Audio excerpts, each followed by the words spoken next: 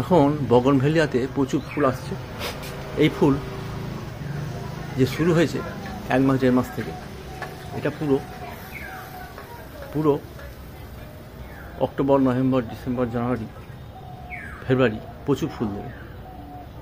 যদি এর পরিচর্যা আমি যেভাবে বলেছি ভিডিওতে সেইভাবে যদি করে থাকেন, আর মাঝে মাঝে নিম অয়েল 3 ml 1 লিটার জলে গুলে যদি স্প্রে করতে থাকেন, তাহলে গ্লেজ খুব ভালো থাকবে, রং পুরো খেলবে, গাছের পাতাও পুরো সবুজ থাকবে। আর খোল জল 1 কাপ করে প্রতিটা গাছে গোড়ায় দিয়ে দিলে এর পরিচর্যা সঠিক পরিচর্যা হয় এবং এর পুরো শীতকালটাই প্রচুর ফুল দেয়।